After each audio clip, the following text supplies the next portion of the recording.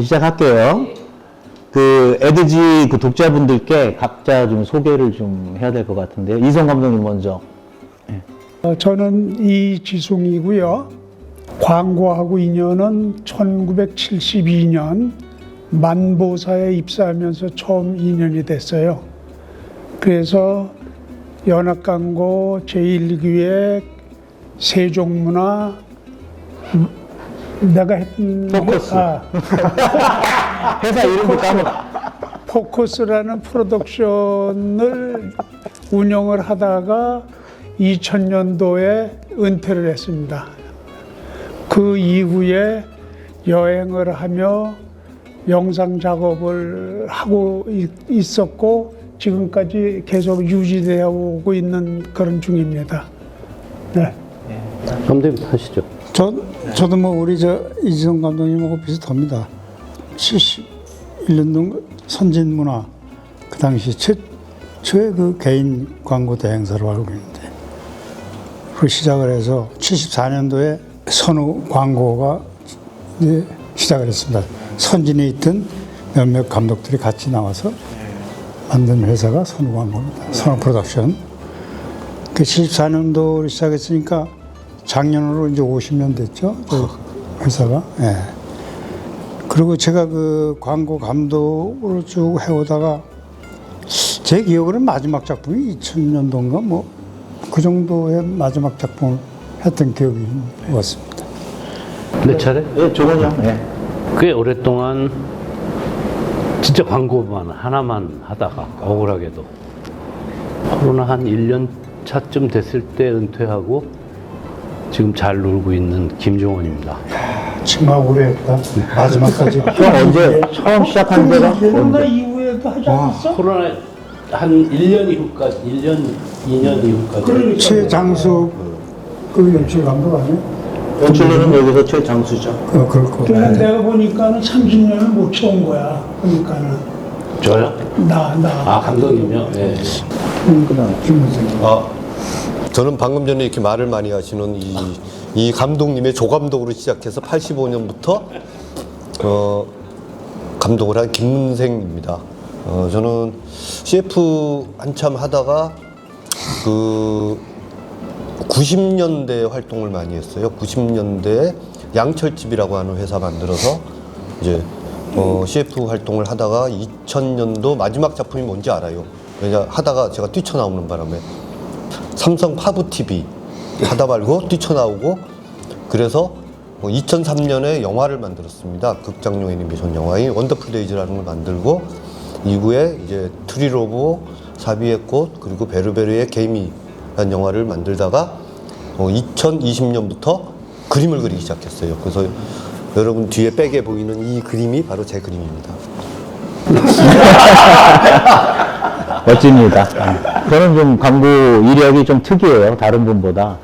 저는 89년에 그 헤드라는 작은 그 광고회사에 카피라이터로 입사를 해서 카피라이터를 하다가 또 한인기획이라는 데 옮기면서 A 기획을 또 1년을 했고 또 그 회사에서 PD를 또 옮겨줘가지고 PD를 하다가 98년도에 이제 킬리만자로 프로덕션에서 광고 감독이 됐고 그러다가 다시 2009년에 HS에드의 크리에이티브 디렉터로 들어가서 또 6년 반 동안 크리에이티브 디렉터를 했죠. 그러니까 카피라이터, A, PD, 감독, 전부 다 CV까지 일단 해본 경험이 있고요. 그러다가 2015년에 나와서 다시 감독을 또 몇 년 했습니다. 몇 년 했고 그러면서 또 간간히 크리에이티브 디렉터로 뭐 캠페인 그 프레젠테이션 같은 것도 하고 해서 2022년 그러니까 재작년 말까지도 뭐 구세군 프로젝트 그런 것도 뭐 프레젠테이션 해서 CD 역할을 했었고 해서 좀 다양하게 광고를 좀 했었습니다. 대단한 경험을 많이 하셨고. 그러니까요. 뭐 하나 제대로 한 게 없어가지고 광고에 집중을 휩쓸었고. 뭘 보증난 거라 생각네. 그러니까 다들 뭐 이것저것 많이 해봤습니다. 이번에 그 12월에도 전시를 저희들이 했고 또 관악문화재단에서 또 초청해 주셔가지고 이번 전시를 했는데 되게 그 관심들이 많습니다. 이게 어떻게 처음에 시작됐는지 알잖아요. 다 우리가 어떻게 해서 이게 시작이 됐는지. 우리 주동자, 펌프질을 하신 예, 펌프질 해주신 감독님이 제일 이성 감독님이 좀 뭐. 결국은 내가 펌프질은 했는데 언제부터 어떻게 정확하게 시작했는지는 모르겠어 잘. 근데 하여튼 시작이 됐는데 농담처럼 이야기된 건 한 2년 전인가 싶은데 네.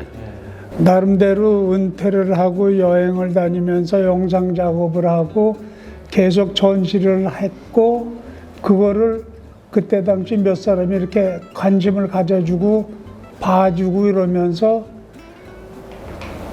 참 은퇴 후에 좋은 거리가 생겼다라는 것을 내가 은은하게 그냥 은근 자랑을 했던 것 같아. 그래서 여러분들이 같이 동참을 해주게 된 동기가 됐고 작년에 본격적으로 해봅시다라고 했고 날짜를 정해서 작년 5월에 하려고 그랬던 거가 결국은 12월에 시작을 하게 된 이런 계기가 됐던 것 같아요. 예. 그러니까 결정적으로 사실은 감독님하고 저하고는 좀 교류하면서 그래. 뭐 저보고도 하라 그러셨고 그 다음에 종원 형하고 문선 형이 또 뭔가를 지금 준비하고 있는 거를 약간 캐치를 하셔가지고 그리고 이제 김문생은 계속 그림 그리고 전시도 1차 했었고 네. 그리고 종원이가 나도 모르게 내 전시하는 걸 이렇게 슬쩍 보고 보고선 네. 관심이 있구나 제가 네. 알았고 네. 그리고 평소에 강 감독은 굉장히 우리 시대에 정말 멋있는 그 영상 감독이었기 때문에 네. 굳이 같이 했으면 좋겠다는 생각을 했었고 네. 그래서 우리 다섯이 이렇게 시대를 세월 나이를 다 초월해서 만나게 된 거 아닌가라는 생각이 그게 이제 저희들이 다 모였을 때가 23년 12월에 장흥 그 작업실 거기서 1박 2일로 저희들이 캠핑하면서 그때 딱 해서 시작해서 그때 감독님 난 뭐하냐 이제 그날부터 이제 계속 제일 열심히 준비하신 그 기억이 나네요. 그날이 이제 다섯 명이 세팅된 거는 그때였죠. 비틀즈도 5명이고 5명이 괜찮아요. 비틀즈가 4명 아니에요? 솔직히 4명이야? 4명. 아, 원래 5명일 수도 있어요. 그 이제 키보드를 하나 넣어줘. 그러니까 종훈 형은 작품 보시면 거의 인생전처럼 이번에 준비를 하셨는데 이게 근데 사실 저희들이 뭘 하자고 해서 시작했으면 이렇게 안 되거든요. 언제부터 이거 도대체 준비하시고 난 진짜 사실은 감독님 영향이 되게 크거든.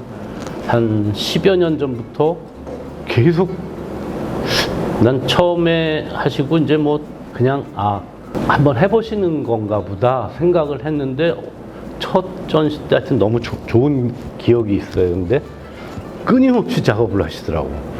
그래서 나도 감독님처럼 난 딱 한 번 은퇴하고서 어떤 고별전 같은 선배님들 계시니까 회고전이라는 말은 좀 어울리지 않는 것 같고 그러니까 내가 지난 한 40년 가까이 공들여 만들었던 영상들을 그냥 서랍 속에서 없애기가 너무 아깝고 아쉽고 그래서 좀 미안한 생각도 들고 그래서 어떤 회고전을 통해서 걔들을 재해석해보고 싶다라는 생각은 감독님 영향받고 쭉 했는데 그래서 이제 그런 생각이 있다는 걸 김문생 감독한테 먼저 얘기를 했고 그래 그럼 우리 둘이 같이 해볼까?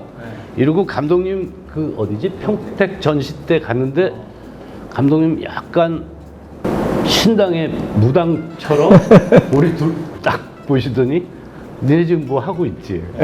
그래가지고 야 같이 하자 그래서 이렇게 사실 둘이 얘기도 먼저 했었고 그렇죠. 예. 그래서 그게 그 아까 얘기했던 그 시점이죠. 이성 감독님은 뭐 그동안 많이 영상 작업하셨는데 이번 바람맞으셨군요 또 타이틀도 또 만들어 주시고 또 이번 작품에서 특별히 어떤 걸 더 좀 새롭게 보여주고 싶으셨는지.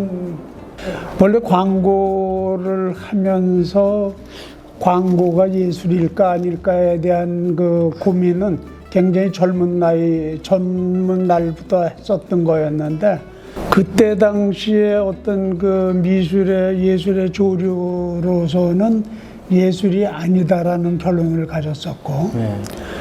근데 지금 현재는 현대 미술이 굉장히 확장되고 변하고 어떤 그 예술론이 바뀌면서 광고도 예술이 될 수 있다라는 가능성을 충분히 캐치를 했고, 그래서 이제 여러분들하고 같이 우리가 광고적인 예술을 하자라는 이런 도모를 하게 됐던 것 같아요. 네. 그래서 이거는 일반인들이, 일반 예술가들이 표현하지 못했던 것들을 우리가 새로운 방식으로 표현할 수 있는 시대가 또 온 것 같아서 예. 여러분들이 이미 연세가 엄청 드셨지만 이제부터 새로운 출발이 가능하다라는 그런 의도에서 여러분들한테 이렇게 제의를 했던 것 같고, 이제부터 그런 걸 한번 또 계속 도모해 보려는 그런 생각을 갖고 있어요. 맞아요. 그 영향이 좀 많이 컸던 것 같아요. 그리고 이런 세계가, 그 광고하는 후배들이 이런 세계를 좀 넘어왔으면 좋겠다. 충분히 그럴 자질도 있고 경험도 있으니까. 그래서 앞으로도 또 감독님, 우리 뭐 다 같이 기획하는 거지만 또 후배들한테도 또 이런 기회가 생길 수 있도록 좀 그런 얘기 했잖아요. 네. 김문성 감독님은 뭐 일찌감치 광고를 포기하시고 광고를 너무 싫어하셔. 그건 아닌데. 그건 아닌데. 왜냐면 그때는 돈을 벌었거든. 이제 그림으로 다시 넘어가시고 이번에 작품 전시하시는 뭐 그런 이야기를 좀 해주실래요? 네. 저는 그 이제 CF 하다가 영화 하다가 이제 그림을 그리고 있는데 굉장히 믿는 얘기가 하나 있었어요. 뭐냐면 최고가 되는 것은 유일해지는 것이다. 는 이야기를 내가 되게 좋아했어요. 그래서 그거를 항상 슬로건으로 붙여놓고, 또 하나 믿는 게 뭐냐 하면 한 인간이 10년 동안 하루에 8시간씩 모래를 파서 옆으로 옮기면 어느 정도 크기를 옮기냐면 설악산 하나를 옮겨요. 야, 10년간 무엇을 하면 무엇이든지 할 수 있겠다는 어떤 생각? 그래서 인생을 자꾸 바꾸고 싶었어요. 근데 CF 할 때는 CF에서 좋았던 거는 돈을 잘 벌었어요. 돈이 벌리니까 되게 좋았다가, 야, 40살이 되면서 내가 계속 CF를 하고 있을 수는 없을 것 같아. 자, 어릴 때부터 꿈꿔왔던 영화를 하자. 그리고 이제 20년을 영화를 했고 60살이 되면서 야, 계속 영화를 할 수는 없을 것 같아. 왜냐하면 내가 이전까지 했던 거는 모든 다른 사람들의 자본에 의해서 일을 했던 거거든요. 그게 없으면 내가 함부로 못해요. 그랬는데 그림은 내가 마지막으로 아무한테 의존하지 않고 내 손으로 할 수 있는 일이야. 그것 때문에 그래, 인생에 1막, 2막, 3막이 있다 그러면 나한테는 1막이 CF였고 2막이 영화였고 3막은 내 죽을 때까지 그림을 그린다. 내가 죽기 직전이 내 인생의 전성기가 올 것이다 라고 생각하고 있습니다. 아유. 그래서 그리고 있어요. 오. 이런 데 처음 들어가요. 갑자기 진지하신 모습이 잘 멋있어요. 좋아요. 하루에 8시간씩 풀고 있어. 두고 있어요. 절대 안 풀 거려 아마. 저는 감독님께서 뭐 너도 해야지. 저 뭐 해요? 그랬더니 너 인마 맨날 술 먹고 쓰는 거 있잖아. 그거 갖다 붙여. 그래가지고 사실 저는 이제 하게 된 거고, 저 나름대로 저거 한 몇천 개 되더라고요. 그거 찾는 게 이거 보통 일이 아니었고, 그거 다 찾아서 또 고르고 뭐 프린트하고 붙이고, 이 경험이 저한테는 엄청난 이번에 경험이 된 것 같아요. 이번 전시를 통해 가지고 그동안에 이제 내가 만들어 왔던 작품들을 예. 다시 이제 정리하는 그쵸, 기회가 예. 생겨서 예, 정리하는 게 뭔가. 근데 그 상당한 의미가 있었어요. 그렇게 보면은 그 광고에서 아트로 넘어오는 어떤 뭐 그런 과정이라고도 말씀드릴 수가 있고, 대체로 광고라는 거는 누가 시켜서 하는 거거든요. 광고 제작 의뢰서가 있어야 시작을 하잖아요. 그러니까 저도 사실은 뭐 예술이나 뭐 이런 쪽으로 많이 하고 싶었는데 몸에 배어있지 않은 거예요. 누가 일을 시켜야 하는 게 광고잖아요. 자기 혼자 광고를 만들지는 않잖아요. 그런 의미에서 뭔가 이렇게 자기의 예술을 한다라는 게 큰 의미가 있는 것 같고, 그리고 우리가 광고를 하면서도 알게 모르게 자기의 예술을 했잖아요, 사실은. 그 광고를 통해서. 그리고 갈등도 엄청 많았고, 뭐 엄청 싸우고, 그거 지켜보려고 어떻게 공도 했고. 많이 들였고. 예, 공도 많이 들이고. 근데 그게 되지 않은 경우가 대부분이잖아요. 광고주의 의견대로라든지, 뭐 광고 대행사의 의견대로라든지, 이렇게 다 흘러왔거든요. 그런 지점과 이 아트라는 거는 또 그런 구애가 없이 할 수 있다는 거. 그런 경험들이 저는 이번에 좀 컸던 것 같아요. 그래서 예. 뭐 옛날이나 지금이나 거의 비슷한 것 같아. 날짜가 임박해야지 뭐가 나오는 거야. 그러면은 뭐, 예. 그러니까 누가 시키지 않으니까 또 어떻게 보면 마음대로 할 수 있겠지 생각했는데 그게 또 쉬운 게 아니에요. 도대체 뭘 해야 되나?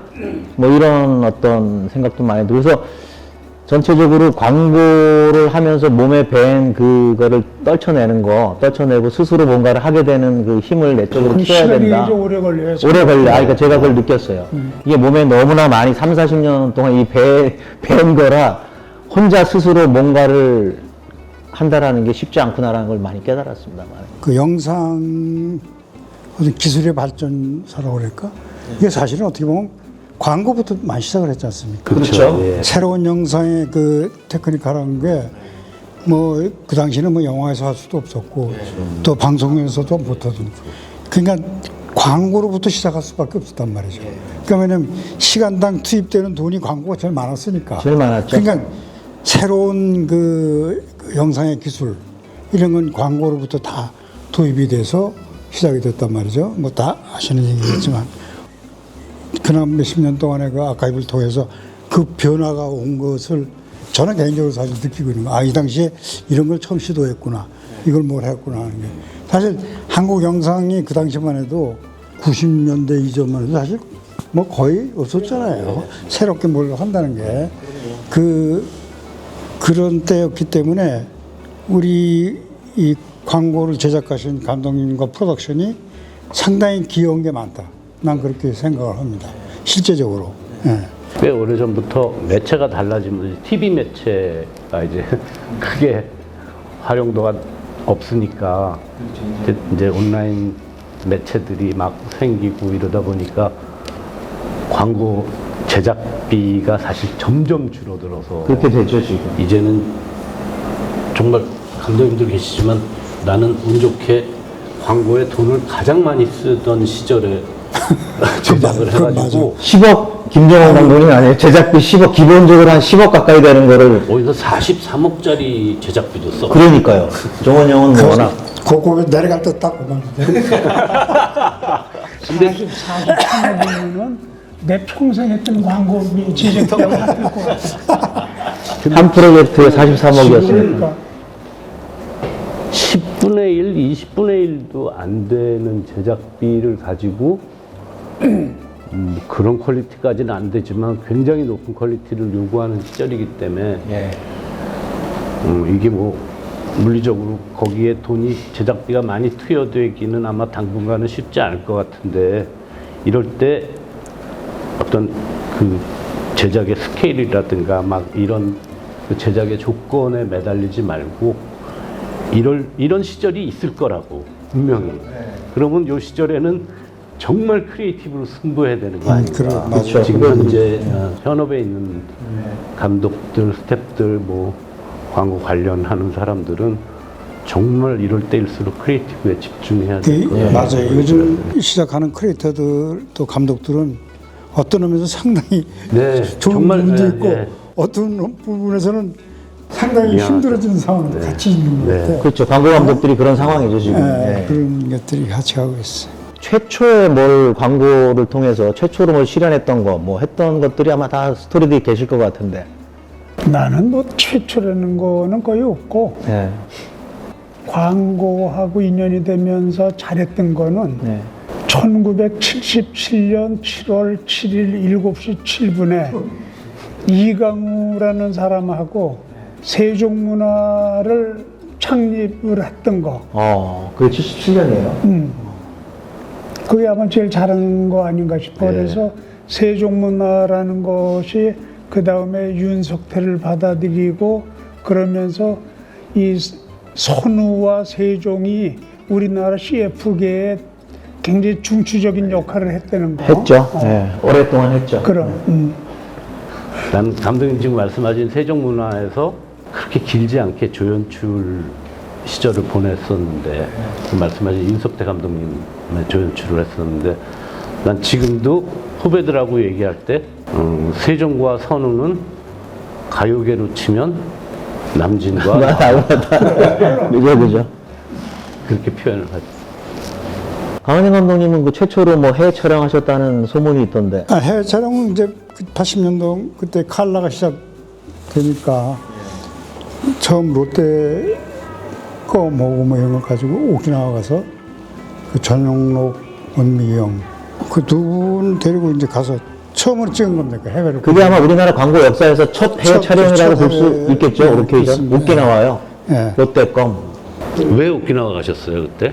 날씨 때문에 아니 그렇겠지. 날씨도 그렇고 네.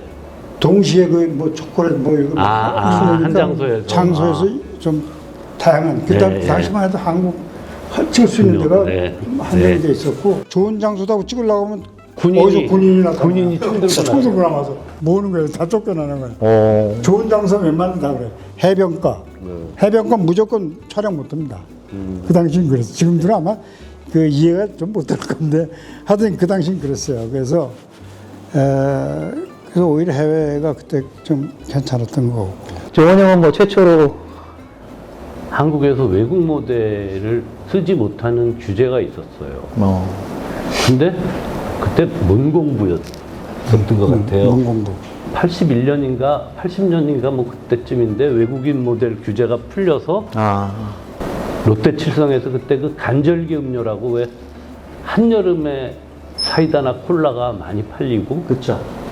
가을 겨울 뚝 떨어지죠. 봄에 안 팔릴 때 그 우유 탄산 음료가 나왔는데 그거 밀키스 네 같은 거. 그게 의뢰가 들어와서 아싸 그러고 내가 그 주윤발이라는 배우를 밀키스로구나. 추천을 했더니 광고주가 정신 나간 놈 취급을 하다 다음날 전화가 와서 갑자기 생각이 바뀌었대. 빨리 그 사람 섭외 좀 하자는 거예요. 아니 왜 마음 바뀌셨어요? 했더니 딸이 고3인데 얘한테 물어봤더니 깍 하고 소리를 질렀다는 거예요.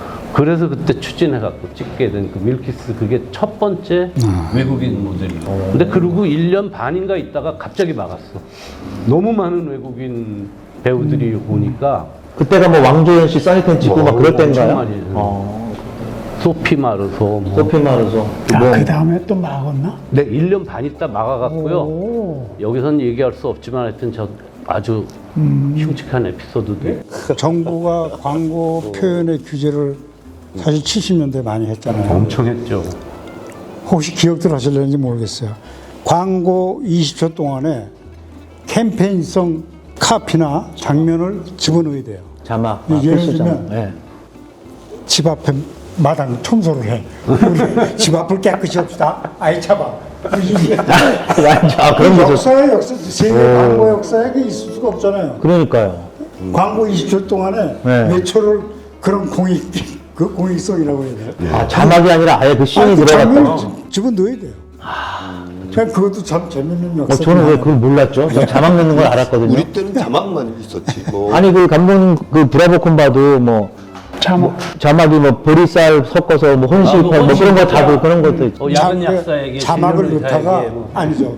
장면을 그때 5초인가 얼마 집어넣다가 네. 나중에 하도 뭐라 하니까 자막으로 바뀌었어요. 그러니까 그 광고만 봐도 뭔가 그것도 그 역사의 역사의 흐름이 나옵니다. 다 보이고.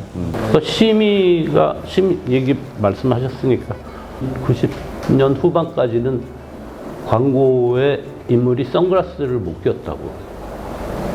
퇴폐 분위기 조성. 뭐 있죠. 국민 정서 해치고 아주 그 심의 때문에 많이 괴로웠죠, 다들. 네.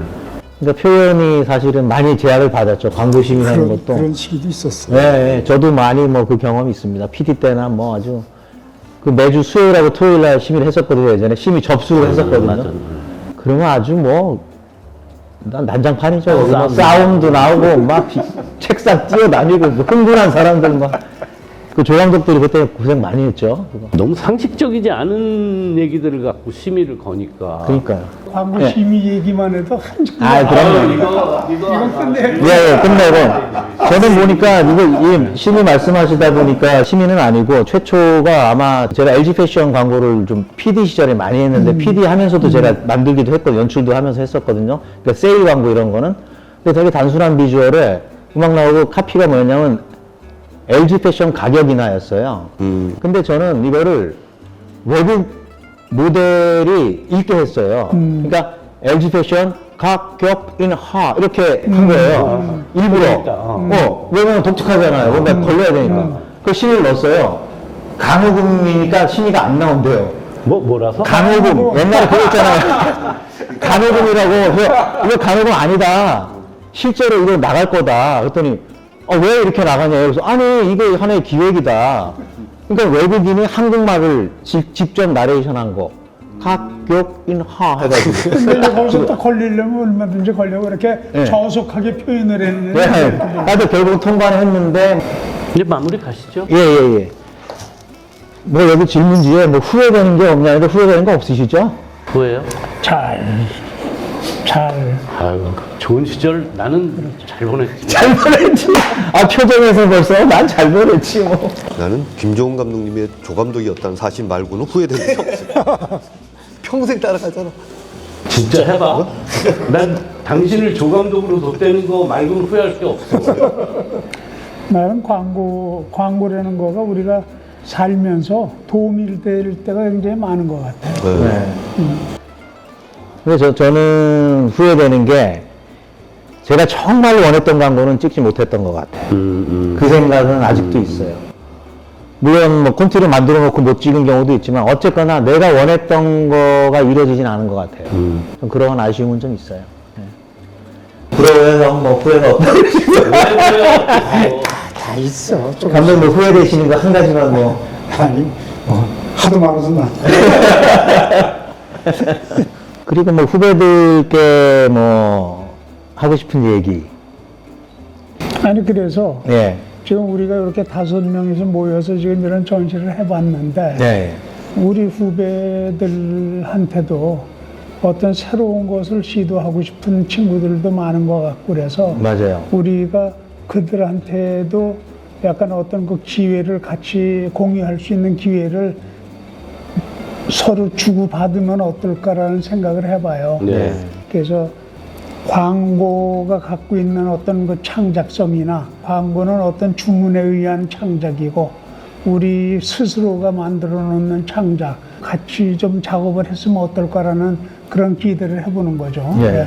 여러분들이 좋은 아이디어가 있으면 같이 한번 했으면 좋겠어요. 네. 실제적으로 이번 전시회 온 많은 후배들이 그런 얘기를 하잖아요. 형, 자기도 하고 싶다고. 나는 뭐 해야 되지? 각자가 좀 그런 마음이, 뭐 이런 말씀 드리면 어떨지, 광고에서 다 풀어내지 못한 자기의 예술성을 이제 어떻게 좀 펼쳐볼까. 그런 고민들을 좀 하더라고요. 많은 후배들이. 그리고 일단 광고에도 이제는 예술이 많이 침투해 있다라고 할까? 예. 뭐 광고가 다 이제 뭐. 예술이고 예술이 광고인 그쵸. 그 시대를 맞이했기 때문에 예. 그런 기회를 서로 공유하면 너무 좋을 것 같아요. 맞습니다. 예. 그럼 마무리하는 의미에서 예고 하나 합시다. 예. 우리가 이번에 바람맞으셨군요라는 타이틀로 전시를 했는데 예. 내년 여름쯤에는 열받으셨군요라는 카피로 또 두 번째 전시를 한번 네. 계획할 예정이라는 거를 예. 그걸 다 마무리합시다 이제. 알겠습니다. 하여튼 뭐 전시를 계기로 또 에드지에서 이런 또 인터뷰 자리를 마련해 주셔서 감사하고요. 또 감독님들하고 사실 평소에 이런 거보다 더 재밌는 얘기 많이 하는데 또 약간 오피셜이니까 저희들이 조금 뭐 절제하기도 했습니다만은 뭐 이 정도에서 다 하신 말씀 하신 걸로 알고 마무리하겠습니다. 감사합니다. 수고 많으셨습니다.